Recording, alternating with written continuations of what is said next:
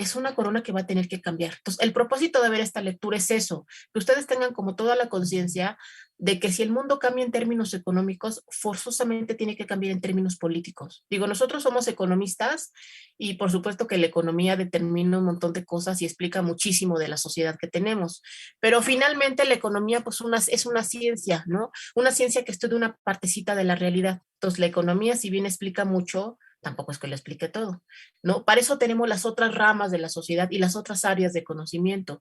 Y en ese sentido, el hecho de que la economía cambie en términos económicos implica cambios en otros sentidos. Y hoy estamos viendo el tema político. El Estado tiene que cambiar, las funciones del Estado tienen que cambiar, tienen que ser más amplias, un Estado centralizado que pueda controlar a la población que antes era controlada por el señor feudal. El señor feudal ya no existe, la población no se puede quedar sin control porque ahí sí puede pasar cualquier cosa y los privilegios ahí sí se pueden perder. Entonces, de eso se trata, de que el Estado feudal se tiene como que reacomodar. ¿Está clara la idea de esta lectura entonces de Perry Anderson? ¿Que ese es el sentido? ¿Sí, muchachos? Sí, Bueno, Maestra. Sí, profesora. sale. No terminamos de ver la lectura de Eliot, entonces quiero verla, bueno, terminar de verla muy rápido, que además no es que choque con la lectura de Perry Anderson, porque en realidad lo que nosotros estábamos viendo con Eliot es, a ver, esperen, es pues justamente es la época del reacomodo de los estados absolutistas, ¿no? O sea, estamos hablando de ese periodo de la historia. A ver, nosotros lo que habíamos visto de Eliot, era justamente las diferencias entre la colonización, que nos detuvimos muchísimo, ¿no? Pero aquí estamos hablando justamente de estos estados absolutistas. Es lo que está pasando en esta época de la colonización. Son esos estados que están cambiando porque el mundo está cambiando.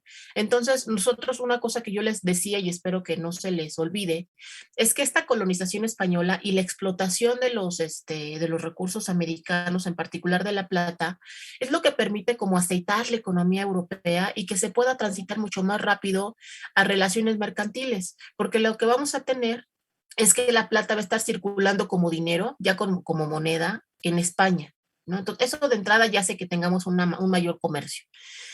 Pero además nosotros decíamos que mucha de esta plata, ¿no? De España en realidad no se queda en España, porque España no es que se ponga a producir, ¿no? O ponga obrajes, ¿no? No van a hacer eso. Los españoles van a vivir como ricos, ¿no? Entonces, en realidad lo que van a hacer los españoles es importar muchos bienes. ¿Y de dónde los van a importar? De Gran Bretaña y de Países Bajos. Yo les decía que esto es una de las causas justamente, o una de las explicaciones más bien, de por qué la revolución industrial ocurre en Inglaterra. O sea, de entrada porque tenemos como esta demanda temprana, masiva, de bienes por parte de Europa, pero una demanda que además va a durar siglos, ¿no? O sea, no va a ser una demanda chiquita o temporal. Entonces veíamos como las diferencias de colonización y bueno, en general tendríamos que quedarnos con esta idea de que los ingleses no, no tienen mestizaje, o no tienen un mayor contacto con la población autóctona, porque esta población es nómada. En ese sentido son guerreros y entonces los van a exterminar. Y en ese sentido van a adoptar una lógica basada en el desarrollo y no en la mera explotación. Pues porque no descubrieron ni minas ni nada de eso, ¿no? Y además la población que puede trabajar no quiere trabajar, ¿no? Al contrario, son grupos rebeldes, entonces, pues no les queda más que ponerse a trabajar a los propios ingleses, ¿no? Que llegan a las colonias, bueno, llegan al norte de lo que ahora es Estados Unidos. En el caso, en cambio, de España, cuando llegan acá a América, lo que van a encontrar son yacimientos mineros, y es de lo que vamos a hablar el día de hoy. Y entonces, en ese sentido, pues alguien tiene que trabajar los yacimientos mineros y ese alguien van a ser los indígenas. Entonces, lo que va a pasar es que va a haber un mestizaje y van a comenzar a haber asentamientos humanos y van a crecer las ciudades, sobre todo en estas zonas alrededor de los yacimientos mineros. Entonces, bueno, es como con lo que tendríamos que quedarnos, bueno, hay que aprenderse todo, pero es la idea general como de la colonización inglesa versus española. Ahora bien, los primeros yacimientos que se descubrieron, voy a tratar de irme no tan lento como la vez pasada, me voy a ir más rápido. Los yacimientos mineros que se descubrieron fueron el Potosí en 1545 y Zacatecas en 1546. Como pueden ver, son yacimientos que se descubren muy temprano, ¿no? Entonces, una cosa que nos dice el autor, espérenme, nada más déjenme un segundito porque quiero ver dónde está esta lámina. Sí, bueno. El motor de la economía americana era la minería. Cuando digo americana me refiero a esta América dominada por España. Yo ya les digo que en Nueva España, lo que nosotros estamos produciendo es oro y plata, sobre todo al norte de ese territorio. Y ahí no hay mano de obra. Es un poco lo que ya les decía. Los indígenas en realidad son nómadas. No tenemos estos indígenas que ya son dóciles o que están más disciplinados al trabajo, ¿no? En realidad son nómadas. Entonces, no van a trabajar en las minas, van a estar combatiendo, de hecho les digo. Y les decía que las guerras estas chichimecas se van a extender hasta la época del porfiriato, de hecho. Van a tardar mucho tiempo en someter a estos indígenas nómadas. Ahora bien, ¿cómo van a resolver los españoles el problema de la mano de obra? Bueno, lo van a resolver de dos maneras. Lo primero es con la figura de repartimiento, que consiste en que los trabajadores agrícolas eran obligados a trabajar en las minas por periodos, ¿no? Entonces se iban turnando, se iban como escalonando, por semanas al año se iban a las minas y luego regresaban al trabajo agrícola. Y la otra manera de hacerlo era a través de los salarios. Entonces, la verdad es que la minería en México fue un sector que muy temprano comenzó a pagar salarios altos, porque era una manera, en primer lugar, de atraer la mano de obra, ¿no? De llevarla al norte del territorio, es decir, en este caso Zacatecas, pero además también para retenerla, ¿no? O sea, eso era importante, porque tenemos un trabajo que es como más obligatorio, que es este repartimiento, pero lo cierto es que también existe el trabajo libre. Entonces, justamente los salarios se van a destinar para los trabajadores libres. Y estos trabajadores libres pues se pueden mover y se van a estar ofreciendo salarios altos para que la gente no se vaya. Esa va a ser una característica de la minería, que además es un tema también que tengo que decirles desde ahora, es que la minería va a ser el motor de la economía durante la colonia, pero también durante el siglo XIX va a ser como el sector más importante. Entonces, la minería es como parte de la historia económica de México, porque por siglos ha sido uno de los sectores fundamentales que le ha dado recursos pues, a los diferentes gobiernos que han estado a lo largo de la historia, ¿no? Eh, Ahora bien, ¿cuáles son las preocupaciones de los españoles con este tema de la minería? Bueno, el primero es el tema de la explotación del trabajo y de los recursos naturales, ¿no? ¿Cómo le podemos hacer para poder explotar a los recursos naturales? Una manera de resolverlo, pues, es con este tema del repartimiento. Pero también cuando nosotros nos preguntamos quién explota estos recursos naturales, bueno, el tema es que la corona no lo puede estar haciendo directo, porque este es un monopolio de la corona, la explotación de la plata. Entonces, lo que va a hacer la corona es dar concesiones temporales a los particulares, ¿no? Y a cambio de esta concesión consiste en que, bueno, pues pueden explotar las minas y pueden llevar a cabo el famoso sistema de patio, que es el sistema para poder producir plata, y a cambio tienen que entregar a la Real Hacienda una parte de la plata que obtienen. En el caso de Perú es el 20% y en el caso de Nueva España es el 10%. Ahora bien, otra de las preocupaciones de los españoles es cómo se van a llevar los lingotes a Sevilla. Es una preocupación porque en realidad pues se tienen que ir en barco, o sea, no hay de otra, se van en barco. Pero es una preocupación porque hay un tema de piratería. O sea, en realidad los ingleses son unos piratas, que es una cosa que nos explica Elliot, pero además una piratería, no, no es que sean unos bandidos que, ¿cómo llamarle? Que estén solos por el mundo y que ellos se organicen. No, es una piratería orquestada por la corona inglesa que se quiere quedar con la plata de España. Entonces, a cada rato van a tener piratas saqueándole los barcos. Esto, muchachos, va a dar lugar muy temprano al mercado de seguros. Es una cosa bien interesante. Hoy voy a hacer bueno, a ver, espérenme. Eh, bueno, a ver, aquí nada más hago una pausa muy rápido porque tienen que ver esta película que se llama El Mercader de Venecia, porque es una película que más o menos se va a ubicar en esta época mercantilista, ¿no? De la que ahorita estamos hablando, y justamente les habla pues de un montón de temas, por ejemplo, del papel de los judíos, de cómo son los que ahorran, cómo son los prestamistas, la discriminación que van a sufrir, el tema justamente de la piratería, el tema de los seguros. Es una película como ahí medio romántica, pero que sí está buena. Entonces, Anaí, ¿se los puedes poner en el chat? Esa película del Mercader de Venecia. Sí, les mando el link en el Classroom también. Está bien, no, si les mandas el link. Y si nos pueden hacer un reporte de la película, pero no quiero la reseña de la película, sino más bien ustedes, ¿qué temas de lo que hemos visto en clase los encuentran en la película? Sé que puede sonar complicado, pero vamos a ver su capacidad su imaginación para poder hacer un análisis de una película relacionado con su clase de historia económica. Entonces, bueno, les preocupa el tema del transporte por la piratería, y es una piratería orquestada por la corona inglesa que se quiere quedar con la plata de los españoles, y en ese sentido comienza a surgir este mundo de los seguros, ¿no? Pues porque los seguros lo que buscan justamente es pues que alguien pague algo por la plata que se está perdiendo, ¿no? Y a cambio, pues se tiene que estar pagando una prima por el seguro, por supuesto. Entonces, ¿por qué decimos que la minería es el motor de desarrollo de la economía colonial, tanto en la Nueva España como en Perú? Déjenme hacer este cosito para acá. Ok. En primera, porque bueno, nosotros ya dijimos que los trabajadores tienen que irse al norte, en este caso el norte es Zacatecas. Yo sé que para nosotros Zacatecas no necesariamente es el norte en estos momentos de la historia, pero acuérdense que en ese momento en realidad los españoles, o sea, estamos hablando de qué año les dije, 1546. En ese momento en realidad apenas los españoles están tratando de explorar el territorio. O sea, lo que tienen dominado es el centro, donde ahora es la Ciudad de México. Pero tienen que comenzar a ir al norte, y yo les decía que no se les olvide que muchos de los que van al norte en realidad son las órdenes, en particular los jesuitas. Poco a poco van. Entonces el norte para ellos en ese momento es Zacatecas porque está lejísimos, ¿no? Está muy al norte, porque en realidad pues no han acabado de llegar a esos territorios de manera, bueno, o sea, ya llegaron pues porque descubrieron unos yacimientos, pero no han establecido ciudades, ¿no? Simplemente pues van así como explorando, pero no para establecer ciudades. Van estableciendo misiones poco a poco, pero estas misiones no se van a convertir en ciudades necesariamente, o sea, simplemente las misiones que van a establecer los jesuitas, los franciscanos, sobre todo, los carmelitas, más adelante los dominicos, más al centro, son como un poco para ir a marcar el territorio y decir, bueno, este es territorio católico, pero eso no implica que se desarrollen ciudades, ¿no?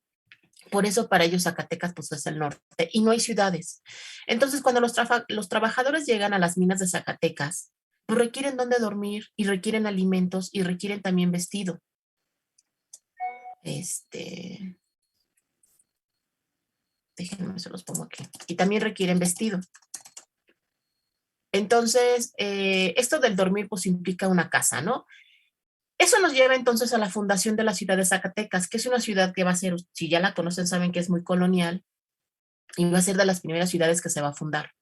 Y justamente se funda porque ahí tenemos minas. Entonces, pues justamente cuando se funda la ciudad, lo que vamos a tener es que se funda pues porque hay población, y es esta población de trabajadores que está laborando en las minas. Es una población que tiene que satisfacer sus necesidades de vivienda, comida y vestidos. Eso implica que se tienen que producir alimentos cerca de las ciudades, ¿no? Y se tienen que llevar los alimentos desde las zonas productoras cercanas. Entonces, lo que vamos a tener es un tema de crecimiento de la producción agrícola, y en ese sentido va a crecer el número de trabajadores agrícolas.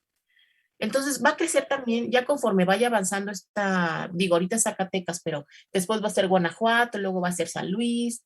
Y entonces lo que nosotros vamos a tener es que toda esta zona del Bajío, lo que ahora se conoce como el Bajío, va a ser una zona que se va a dedicar a la producción de alimentos desde una época muy temprana, porque tiene que alimentar a estas ciudades mineras que están creciendo. En este primer momento va a ser Zacatecas, pero después va a ser San Luis Potosí, va a ser Guanajuato, después va a ser Pachuca, bueno, Hidalgo en general. Entonces, conforme se van descubriendo yacimientos mineros, se van estableciendo ciudades. Es una cosa que se parece mucho a lo que nosotros veíamos con el feudalismo. Cuando veíamos que el feudalismo se cae, pues una de las causas es que las ciudades van creciendo. Y en las ciudades, acuérdense que son comienzan a ser grandes las ciudades desde un inicio, y ahí la gente no es que produce sus propios alimentos, la gente tiene que acudir al mercado. Esa es la clave de por qué cae el feudalismo, por el crecimiento de las ciudades. Es porque la gente tiene que acudir al mercado para satisfacer sus necesidades. Y para hacer eso, entonces tienen que generalizarse las relaciones monetarias, como ya lo veíamos, y eso nos lleva a una expansión de las relaciones salariales. Algo así va a crecer, va a pasar acá, de tal manera que muy temprano lo que vamos a tener en estas ciudades mineras son relaciones salariales. Y vamos a tener también un mercado que se va a desarrollar pronto, y vamos a tener que la gente consume en buena medida o sea, sí va a estar utilizando el dinero, ¿no? Eso nos va a llevar a un crecimiento del comercio, donde yo ya les decía que en realidad, pues la moneda de plata, la moneda, perdón, está hecha con plata, y bueno, crece el comercio, van a crecer los mercados alrededor de los centros mineros, crecen las ciudades, ¿no?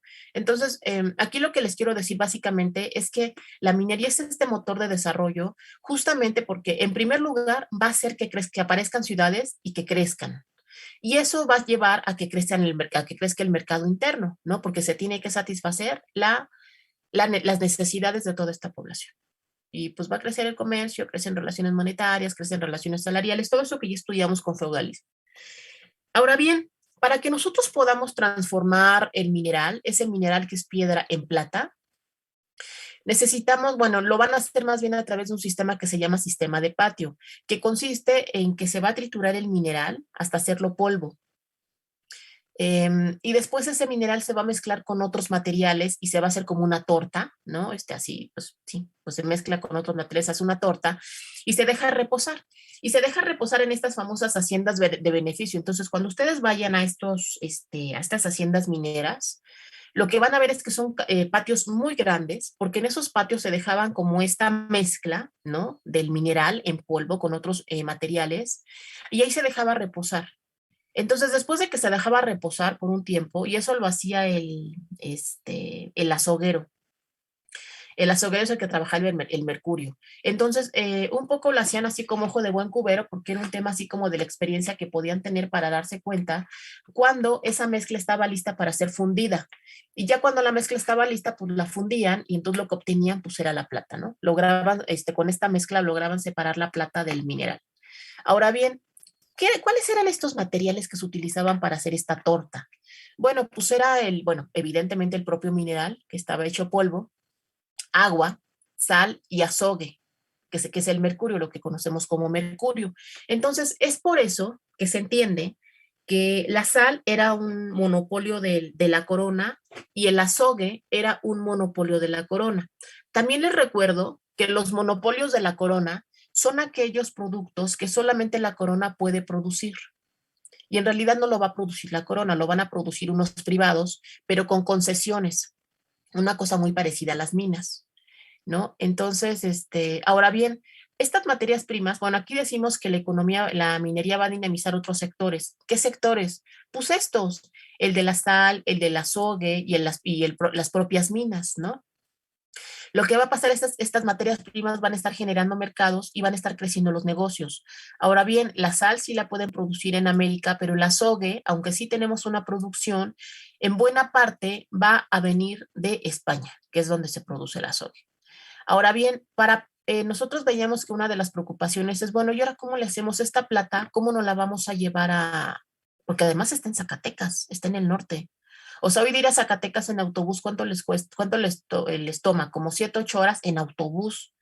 Imagínense en este momento poder llevar la plata de Zacatecas hasta Veracruz para que ahí pudieran subirla al bote, bueno, al buque, al barco, y llevársela a España. Pues es una cosa tremenda en términos así como de esfuerzo humano. Entonces, bueno, además de que sí va a ser muy complicado porque no tenemos coches de gasolina todavía, lo primero es que se tienen que construir caminos y después pues utilizar animales de carga para que se la puedan llevar.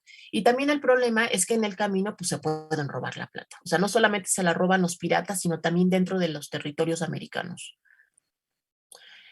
Ahora bien, para poder llevar a cabo todo esto, ya dijimos que la corona es la que también tiene el monopolio de la producción de plata, pero decíamos en esta lámina que van a dar la concesión a particulares a cambio de darle a una parte de la plata a la corona. Entonces, en realidad, para poder llevar a cabo todo esto, como no hay mucho capital en la economía, lo que se tiene que hacer es pedir crédito. Muchas veces van a pedir crédito. Y eso nos va a llevar a un tema de que la iglesia, que tanto condenaba la usura, va a ser la principal prestamista en América Latina, bueno, en la América española, y en este caso en la Nueva España, ¿no? Que es un poco lo que conocemos más. Entonces, una cosa extraña, porque la iglesia va a prestar al 5%, y luego va a condenar que los demás quieran prestar dinero. Y bueno, finalmente lo que tengo en esta lámina, pues es el mayor uso de las monedas, ¿no? Que es una cosa que ya les explicaba. La plata que se exportaba a España se exportaba en términos fiscales, pero también comerciales. ¿Por qué fiscales? Por esto, por esta partecita que se tiene que dar a la Real Hacienda, es como el impuesto. Y en términos comerciales, pues porque el resto se exportaba para, pues se vendía, ¿no? Es un tema de venta de plata. Entonces, las exportaciones de plata solitas estaban prohibidas. O sea, ustedes no podían exportar la plata como mineral, como metal. Tenía que exportarla forzosamente acuñada y como moneda. Entonces, de tal manera que toda la plata tenía que pagar ese 10%, ¿no? Eh, el otro tema es, bueno, ya dijimos que la plata se ve España, ¿no? ¿Qué van a hacer los españoles con la plata? Bueno, yo les dije que en temas de lujo, pero se me olvidó el tema de la arquitectura. Muchos se me invertir en arquitectura y en arte, ¿no? O sea, va a haber pues todos los edificios que se van a hacer tan impresionantes, tanto, bueno, mucha de la plata se va a quedar aquí y con esa plata se van a pagar los edificios tan tremendos que tenemos, que este país es riquísimo justamente en toda la arquitectura como barroca colonial, eh, pues y justamente se pagó con la plata. Uno nada más tiene que darse una vuelta por el centro histórico de la Ciudad de México, o si no, justamente por las ciudades mineras. Es increíble las catedrales que hay, por ejemplo, ¿no? Y en particular, pues en el caso aquí, bueno, está, por ejemplo, Zacatecas, está Guanajuato, que son ciudades así mineras y coloniales. Está Querétaro también, que es una ciudad ahí como colonial. Y luego también tenemos, por ejemplo, pues, la Ciudad de México, que es por excelencia la que tiene todos estos edificios tan bonitos. Y si uno pisa España, lo que va a ver es que también, por ejemplo, Madrid va a tener un buen de edificios de ese tipo, pero muchísimos. Y lo mismo otras ciudades españolas. Entonces, buena parte de la plata se va al tema de la arquitectura, pero también al tema del arte, ¿no? O sea, se va a financiar como mucho arte. Y luego también al gasto corriente de lujo de la propia corona y de la propia nobleza. Entonces, aquí lo que les decía es que no se invierte en industria, sino que todo se importa. ¿Y de dónde se importa? De Gran Bretaña y Países Bajos, que es un poco lo que explica la revolución industrial, les decía. Ahora bien, continuando ya con esta lectura de John Eliot, pues justamente la explotación de estos recursos americanos consiste en lo que les acabo de decir, ¿no? Van a saquear las riquezas y van a estar exportando esos bienes, en particular la plata, como acabamos de ver, pero también el oro, el cacao, el añil, la grana cochinilla, la vainilla, ¿no? Entonces, algunos de estos van a ser tintes que se van a estar utilizando para, pues, para los vestidos de esta clase noble, ¿no? Pero también lo que vamos a tener es que no solamente va a haber un tema de exportación, también va a haber importación de bienes, porque los españoles pues extrañaban los productos de casa, ¿no?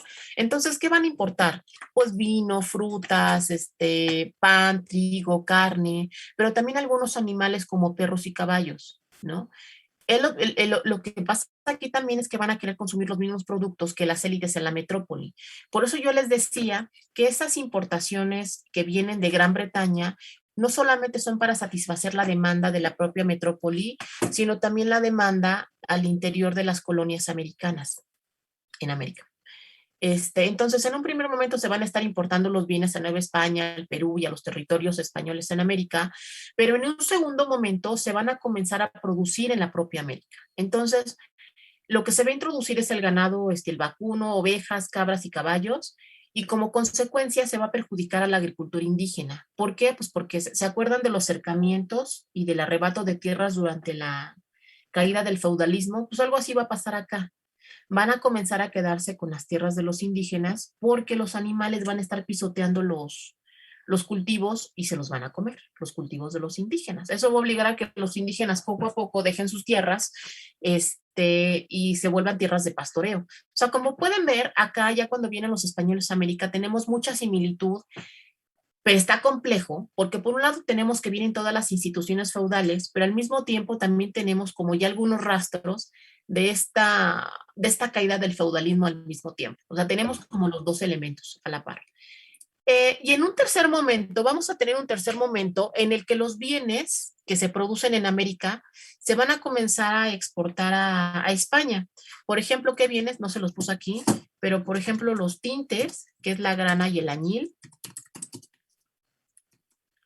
La grana da rojo y el añil da azul. El cacao, las pieles y el azúcar.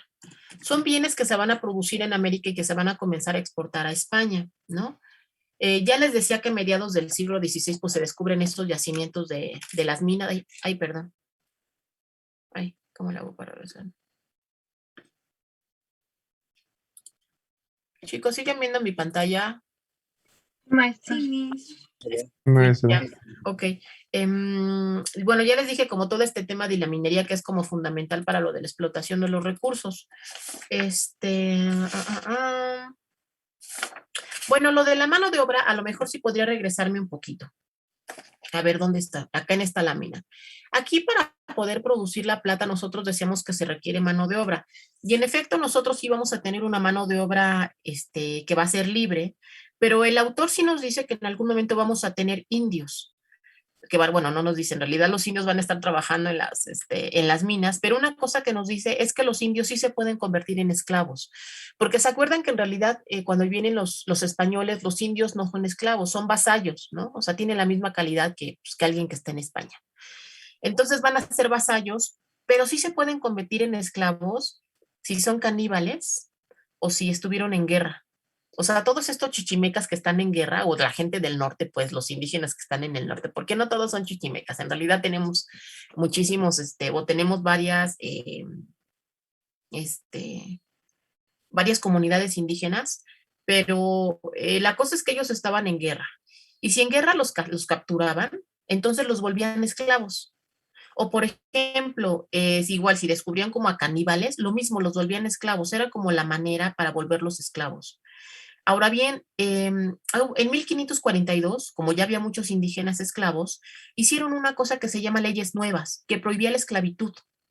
Entonces, aquí el problema es, ay, ¿cuál es esta frase de los españoles para el tema de las leyes? Acátese, pero no se cumpla.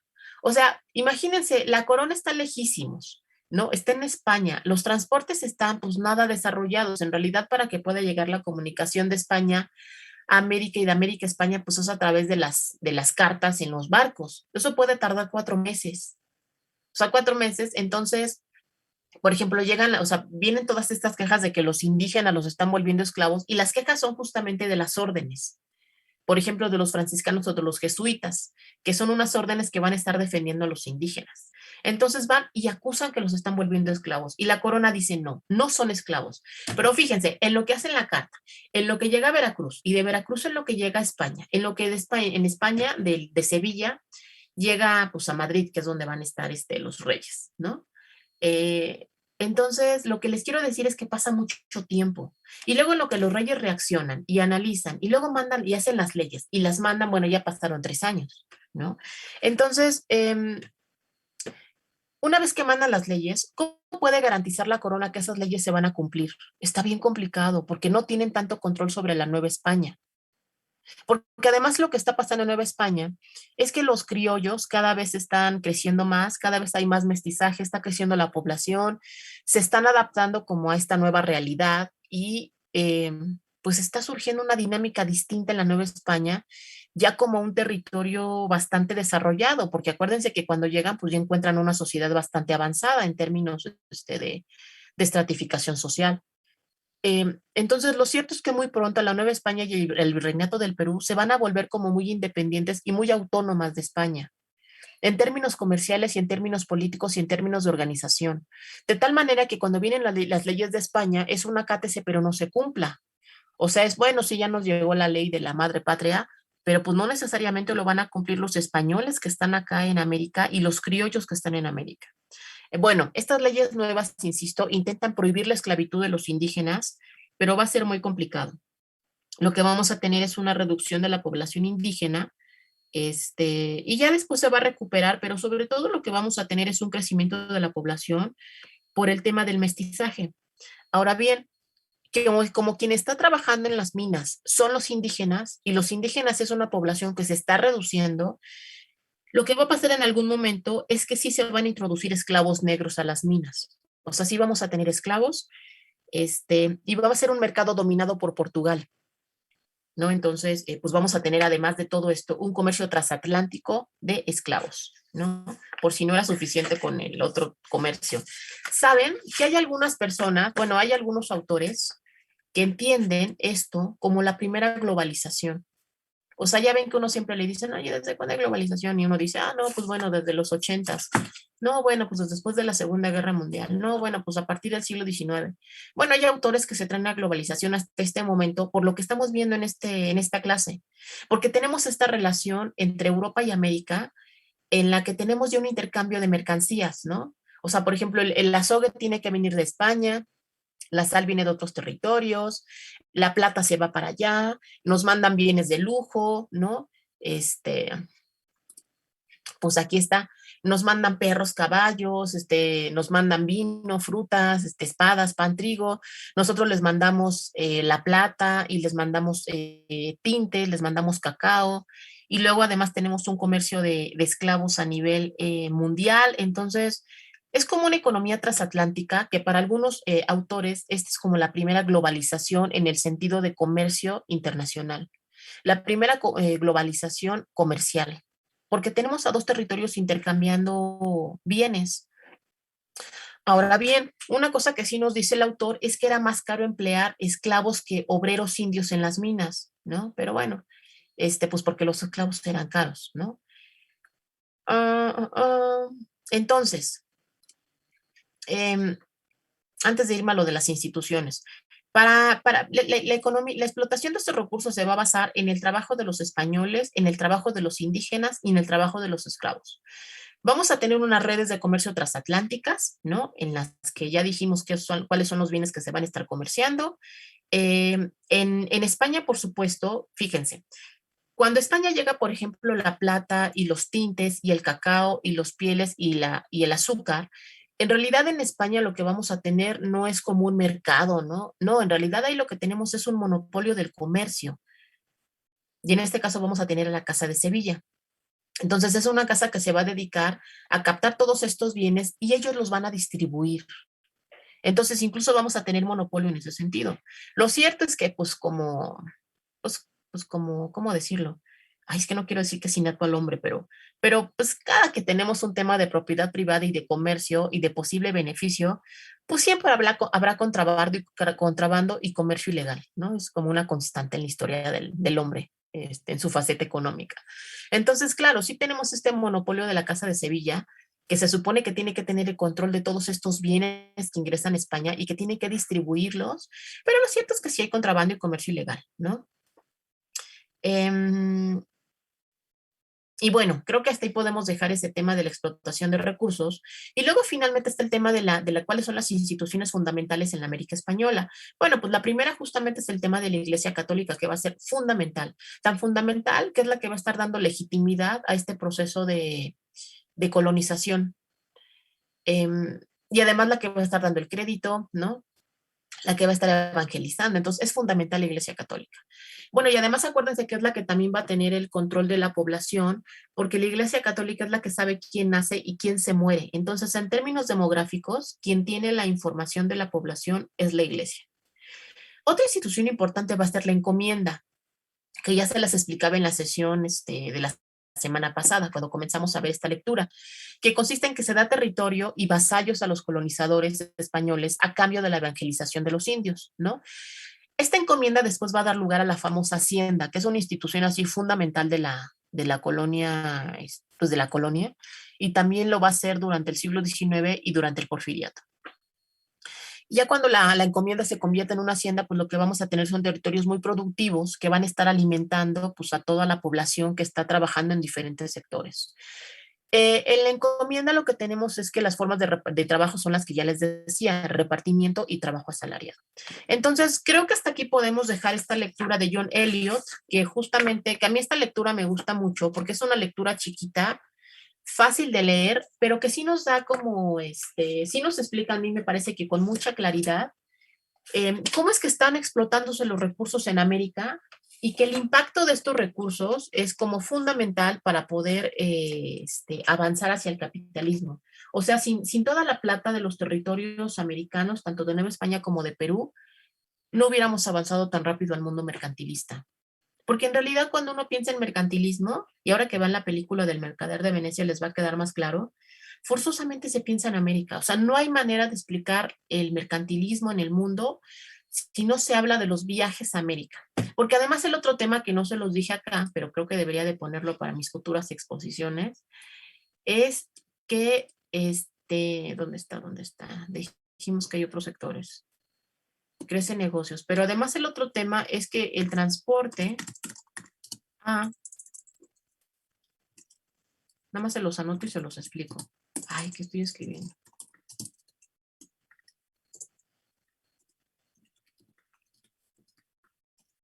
El transporte a España de esta plata va a ser con barcos. Entonces, otra industria que va a crecer es la industria naviera, ¿no? Hay un fomento de la industria naviera. Entonces, para poder hacer barcos se requiere gente, se requiere madera, se requiere metal, se requieren pues las cuerdas estas, tela. Entonces, en realidad, lo que vamos a tener es que el mercantilismo no se puede entender si no se entiende el papel de los territorios americanos. Y una cosa que pasa siempre, porque la historia económica y la historia en general, y bueno, la historia universal, eso que conocemos como historia universal o historia general, es una historia que es como muy europeizante. Uno siempre piensa en Europa, pero además dentro de esa historia, gran peso lo va a tener la Gran Bretaña, sobre todo en la historia económica. Pues porque ahí pasa la revolución industrial. Y a veces los territorios de América Latina se olvidan, o sea, pareciera que América Latina no figura en la historia universal. Ya ni hablar de los países africanos o asiáticos, ¿no? Si América Latina no aparece, bueno, África es una cosa de la que nosotros no sabemos nada porque estudiamos mucho historia universal en la primaria y en la secundaria y en la preparatoria y luego al final muy universal y todo es Europa. Entonces, por eso a mí me parece que a veces algunos autores, cuando hablan como de estos grandes procesos de cómo avanzamos al capitalismo, bueno, de cómo llegamos al mercantilismo y luego transitamos al capitalismo, como que se concentran mucho en Europa y en la revolución industrial y el papel que juegan los territorios latinoamericanos o americanos se deja de lado, o sea, me parece que no se le da la importancia que tiene y por eso a mí sí en mi clase sí me gusta dársela, porque me parece que como economistas es muy importante que sepamos la tremenda contribución que tuvimos al avance hacia el capitalismo, ¿no? Y lo hicimos por esto, por toda la explotación de recursos. Ustedes lo que van a ver a lo largo del curso de Historia de Económica General en 1 y 2 y luego cuando vean Historia de México, es que la manera en la que América Latina y México como parte de América Latina se insertan al mercado internacional va a ser a través de la exportación de materias primas. En este caso va a ser la plata, sobre todo. Después ya veremos qué va a ser. Entonces, bueno, hasta aquí la lectura de John Eliot. Escucho sus comentarios o sus dudas. Me fue muy rápido. Dudas, comentarios. Si en algo me fui muy rápido, díganme y me regreso porque a veces me voy rápido. ¿Dudas, comentarios? En lo personal a mí me quedó muy claro. Sí, a ver los Igual a demás. mí.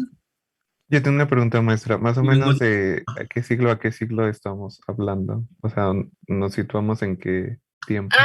Cuando hablamos de esto, estamos hablando entre 1521, que es cuando ya se conquista, ¿no? El territorio y ya colonizamos, bueno, conquistan el centro de México, de lo que es México, y hasta ay, es que está súper interesante, pero es más o menos ya hasta las independencias, pero sobre todo hasta 1780, que más o menos en esa época es cuando van a empezar las reformas borbónicas y es cuando ya los españoles se dan cuenta que han perdido el control sobre la América española.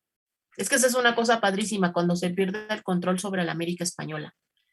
Pero eso lo vamos a ver más adelante, ¿verdad, Anaí? Sí, lo vamos a ver más adelante. Sí, ¿verdad? Sí, Sí, tenemos otra lectura para ese tema. Cómo los españoles pierden el control de los territorios, insisto, porque todo esto que les acabo de explicar hoy en realidad lo que nos muestra es una creciente autonomía de los territorios americanos, ¿no? Entonces, más o menos es entre 1500, vamos a ponerle 1540, 1780. Tenemos esta dinámica. Entonces son como 2 siglos y medio, ¿no? Con esta dinámica de colonización.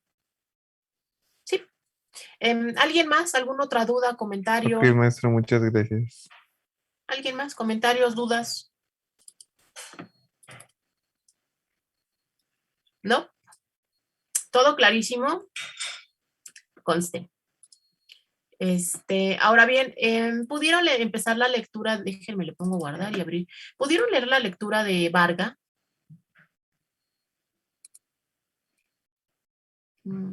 Chicos, muchachos, no se hagan. ¿Pudieron leer a Varga? Yo no leí el capítulo 2 de Elliot y eso me tomó mucho tiempo. A ver, los demás leyeron a Varga. ¿Quién leyó a Varga? Las dos primeras partes. Yo solo leí una página. Ok, a ver, ¿quién más leyó a Varga? Yo sí, como la mitad del capítulo que dejó. Ok, bueno, me parece que algunos entonces sí leyeron. Quizá nada más podemos empezar con el inicio y ya ustedes se van a leer el fin de semana Varga porque sé que es una lectura larga. Entonces, ay, esperen, ¿por qué no encuentro mi presentación? Pues esta es la presentación. Denme un segundito. No, esta no es.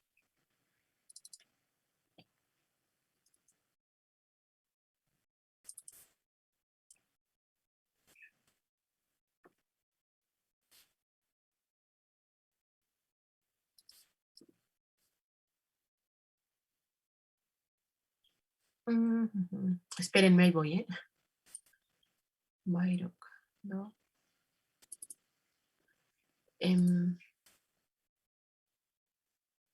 Bueno, vamos a empezar con la lectura. No encuentro la presentación, pero me parece que sin problema podemos irnos así. A ver, la lectura de lo que se trata es de la Revolución Inglesa en el siglo XVIII. Yo les digo que pues, para que nosotros o para que el mundo transitara en ese momento de un modo de producción feudal al modo de producción capitalista, mucho tuvo que cambiar.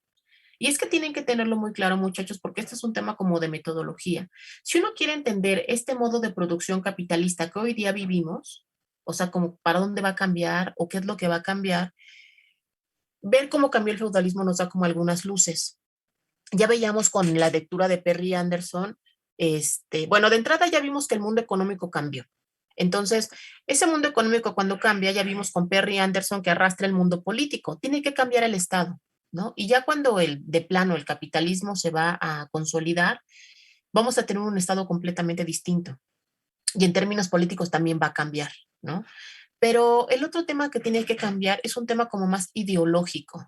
Entonces, buena parte de esta lectura es para entender sí cómo cambia el mundo económico con la revolución inglesa, pero también cómo la revolución inglesa nos va a permitir cambiar como esta concepción que tenemos del feudalismo. O sea, lo que va a pasar con esta revolución inglesa es que vamos a tener como algunos sectores dentro de la Gran Bretaña peleándose, unos tratando de ser más libres, que es el caso de los escoceses, y otros tratando de ser más, o de más bien de mantener el status quo. Entonces aquí en realidad lo que está de fondo es esta pelea ya como muy política, pero también una pelea ideológica, ¿no? Porque lo que se está tratando es como de, para que el comercio pueda avanzar, necesita quitarse de encima como todas estas instituciones feudales. Instituciones feudales que en realidad lo que están haciendo es entorpecer el comercio, ¿no? Porque no lo permiten. Entonces, de eso se trata esta lectura, de entender cómo un sector de la sociedad inglesa trata de dejar atrás y como de desprenderse de todos estos límites que el propio feudalismo va a poner. Entonces, lo primero con lo que empieza Varga es explicando que, bueno, que todas las revoluciones burguesas tienen una serie de rasgos comunes. El primero es la estrechez de las tareas históricas de la burguesía, ¿no? Porque pues lo ven como muy chiquito y muy coyuntural. Que se limita a una posible revolución de la burguesía y que al final del día, en toda revolución burguesa, tenemos una fuerza motriz que son los trabajadores. Entonces, básicamente estas revoluciones burguesas son las revoluciones que ocurren dentro de un modo de producción, pero que no implican el cambio de modo de producción. Estas van a ser las revoluciones burguesas. Ay, no entiendo no entiendo dónde quedó mi presentación. Ana, ¿y tú no tienes por ahí nuestra presentación de Varga? Es que es más fácil siempre con la presentación. Porque yo no la encuentro. ¿Le buscas? No, esta sí no la tengo, Ángeles. Bueno, en el caso les digo de la revolución burguesa, Es una especie como de triunfo del modo como de un mundo más liberal en términos económicos sobre el mundo feudal, porque nos dice el autor que es un triunfo de la propiedad burguesa sobre la propiedad feudal, ¿no? Un triunfo de la nación sobre, ay, ¿dónde están? Un triunfo de la nación sobre el provincialismo, un triunfo de la competencia sobre la estructura artesanal y un triunfo de la división de la propiedad sobre el mayorazgo. Entonces, lo que el autor nos quiere decir es que tenemos un antes y un después, ¿no? De la revolución burguesa. Y bueno, al final del día, pues esta revolución va a conducir a una serie de cambios en la forma en la que se van a explotar a las personas y va a cambiar a una clase dominante por otra. Pero estamos hablando, les digo, como de la revolución burguesa en este contexto de que estamos avanzando hacia el mercantilismo.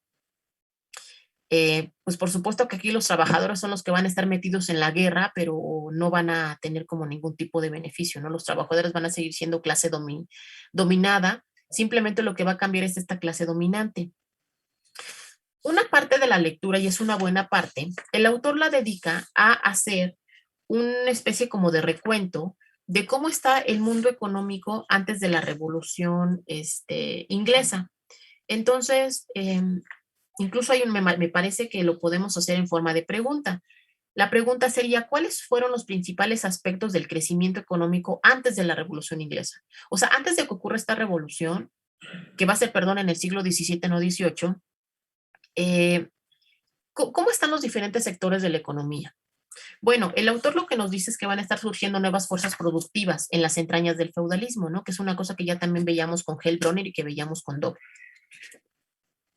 Y que se van a desarrollar pues todas estas fuerzas productivas de manera relativamente pacífica hasta que llegan a su maduración y viene este cambio violento, que Dobb ya no lo explicaba. Entonces, ahora sí, vamos a ver cómo estaban los sectores antes de la Revolución Inglesa. El autor comienza con la industria, con el comercio y con la manufactura. Entonces, me parece... A ver, los que leyeron, ¿llegaron a esta parte de industria, comercio y agricultura y manufactura y propiedad de la tierra o no? Porque sé que no terminaron la lectura, pero alguno llegó a la parte de cuando el autor explica la industria. ¿Alguien llegó a eso? Ay, Pues, chicos, si díganme. no me A ver. equivoco, habla sobre la producción del carbón y que aumenta la producción del carbón y Ajá. que es de una de las lugares donde venden más, bueno, producen más carbón y creo aumenta 14 veces lo que antes se hacía. Así es, muy Recuerdo que bien. hablaba de eso. Muy bien. O sea, en realidad aquí lo que el autor hace cuando explica la industria, el comercio, la manufactura y la propiedad de la tierra, lo que nos está tratando de decir es que hay una serie de cambios en estos sectores económicos que al final nos van a llevar a la Revolución Inglesa. Entonces, en el caso de la industria, en efecto, lo que vamos a tener son invenciones y perfeccionamientos técnicos. Les voy a poner como una lámina, que no es la presentación completa, pero al menos como para guiarlos en esta primera parte. Entonces, a ver, ahí la ven, ¿no?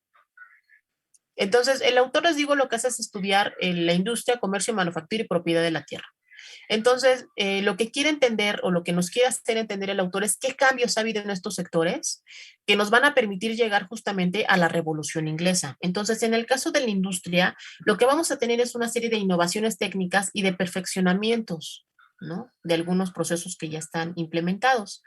El otro tema es que vamos a tener nuevas formas de organizar el trabajo ya para una producción masiva.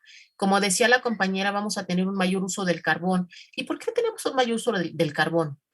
Por un lado tenemos un uso doméstico, porque pues al final la población vive en áreas muy frías y se usa para la calefacción, pero también va a crecer el uso del carbón para el uso del carbón para el sector industrial, sobre todo para la minería y para la fundición, ¿no? Entonces el autor lo que explica es que el carbón crece su extracción 14 veces, que es un montón, pero también crece la extracción de hierro, se va a triplicar. Y 6 veces va a crecer la extracción de cobre, de oro, perdón, de plomo, de cobre, de estaño y de sal. Entonces, evidentemente todo esto es para el sector minero, porque es lo que acabamos de ver, ¿no? También va a crecer el sector de la construcción de embarcaciones, por lo que también acabamos de ver. hay una especie de auge de la industria naviera justamente para poder trasladar toda la producción de la España a, de América a España. Y por supuesto que los españoles no producen barcos, no se les olvide eso, los barcos los van a producir en Países Bajos y en Gran Bretaña, o al menos no producen tantos barcos. También se van a comenzar a producir artículos metálicos, productos de lana, ¿no? Y van a surgir nuevas industrias como la producción de telas de algodón, la seda, cristalería, papel, jabón. Entonces, estos son los cambios que vamos a tener en el sector industrial. En el sector comercial, los cambios que tenemos es que los mercados nacionales comienzan a formarse. ¿Y por qué se van a formar los mercados nacionales? Por lo que acabamos de explicar ahorita, porque dentro de los territorios van a comenzar a crecer las ciudades y cuando crecen las ciudades van a comenzar a crecer los mercados, porque en las ciudades la gente pues tiene que acudir al mercado para poder comprar los bienes y satisfacer sus necesidades. Entonces pues comienzan a formarse estos mercados nacionales y se va a buscar que sean los nacionales los que estén produciendo y se va a comenzar a desplazar a los extranjeros. Estamos hablando de Inglaterra, no se les olvide. Y en el caso del comercio, eso es en cuanto al comercio interior, ¿no? Al mercado nacional. En cuanto al comercio exterior, ese también va a crecer, ¿no? ¿Por qué crece? Pues por todos estos cambios que estamos viendo y por esta primera globalización comercial de la que ya hablamos. Entonces, el mercado exterior crece porque crece el número de personas empleadas en el sector, porque crece el número de inversiones y va a crecer el monto de los aranceles también. Entonces, este crecimiento del comercio exterior lo que va a hacer es acelerar el proceso de reestructuración capitalista de la industria, porque la producción feudal y artesanal no pueden satisfacer la demanda. O sea, por eso les digo que todavía tenemos como un poco de estos resquicios, de la producción feudal, en este caso con los gremios, que tenían una producción muy limitada y muy controlada. No hay manera de que si está creciendo el comercio interior y el comercio exterior, ese tipo de instituciones no van a satisfacer la demanda. Se tienen que dejar atrás para que el mercado pueda responder a esta demanda, para que la producción y los fabricantes y los empresarios puedan responder a esta creciente demanda interior y exterior, pues se tienen que dejar atrás esas instituciones feudales, ¿no? Sobre todo los gremios. Eso es en cuanto al comercio. En cuanto a la manufactura, nos dice el autor que tenemos como diferentes formas de producción en la manufactura, ¿no? Tenemos una que es de tipo capitalista, que es la menos común, que es una manufactura centralizada, ¿no? La vamos a ver más adelante, pero es esta manufactura en la que, digamos, ya es como una especie de obraje, en el que se reúnen bajo un mismo techo a cientos de obreros asalariados que trabajaban para un capitalista. Entonces, el autor nos da como algunos ejemplos, como una fundición de cobre, en la industria textil, en la construcción de barcos, en las fábricas de armas, pero lo cierto es que este es el tipo menos común, ¿no? Este se los voy a poner aquí. Es una de tipo capitalista, que es la menos común.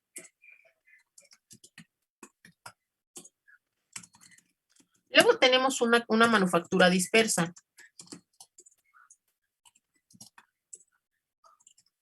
Que esa consiste en el trabajo a domicilio. ¿Cómo era el trabajo a domicilio? ¿Alguien leyó eso? ¿Cómo era el trabajo a domicilio? ¿Qué será el trabajo a domicilio? ¿O por qué continúa el trabajo a domicilio? ¿Alguien? Oigan, todos tienen que hacer esta lectura para la siguiente sesión, ¿eh? Porque, pues sí, si no, no se va a entender. Porque si no, no van a poder entender, pues, qué es lo que pasa en el mundo económico y por qué se transforma. A ver, el tema de la manufactura dispersa es la más común y va a ser el trabajo a domicilio y en realidad tiene que ver con que, pues, era como fácil ir con esta mano de obra doméstica, ¿no? O sea, de alguna manera lo que tenemos es que como todavía tenemos estas trabas con los gremios, ¿no? O sea, todavía digamos que en algunos lugares dominaba el sistema artesanal, que eran los gremios. Entonces, ¿qué es lo que le quedaba hacer a los textileros ricos? Pues ir a los lugares del campo donde todavía teníamos mano de obra doméstica. O sea, como no lo pueden hacer en el propio gremio o en el obraje porque está prohibido, pues entonces que la gente lo haga en su casa, es lo que van a hacer. Entonces, por eso va a ser como tan común esta manufactura dispersa. Y por supuesto que vamos a tener a los propios gremios, ¿no? Va a ser otra manera de producir. Los gremios van a subsistir y luego vamos a tener a los pequeños productores independientes.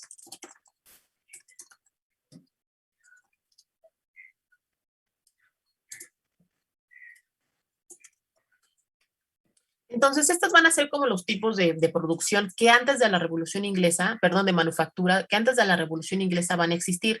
La de tipo capitalista, que es un obraje, la manufactura dispersa, que tiene que ver con que todavía existían este sistema de gremios. Entonces, para poder brincárselo, pues no se producían los gremios, mandaban a que la gente produjera en sus casas, ¿no? Luego pues persisten los gremios, que es una institución que ya conocemos, que es una institución de producción muy controlada, donde se controla la producción, la cantidad a producir, los precios y por supuesto que la manera de producir, el propio proceso productivo. Y finalmente vamos a tener algunos productores independientes, pero esos van a ser los menos, ¿no?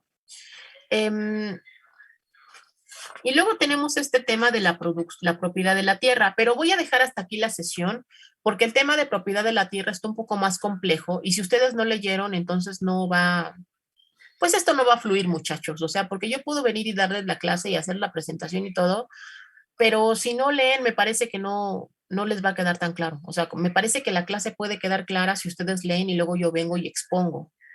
Entonces lo vamos a dejar hasta aquí con el compromiso de parte de ustedes de que por favor hagan toda la lectura de Varga de aquí al próximo lunes. Es una lectura larga, pero me parece que vale mucho la pena. Y les diré que las siguientes lecturas después de Varga pues son unas lecturas bien chiquitas, ¿no? Entonces, lo voy a dejar hasta aquí, porque si no, no vamos a comprender el tema de propiedad de la tierra y ese sí está más complicado. ¿Sale? Bueno, muchachos, pues ya los dejo ir, aunque salgan 15 minutos de Varga ahorita.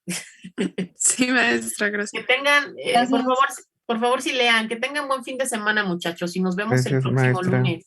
Gracias. Gracias, Buen fin. profe. Buen día. Bonito día. Bye, chicos, buen día.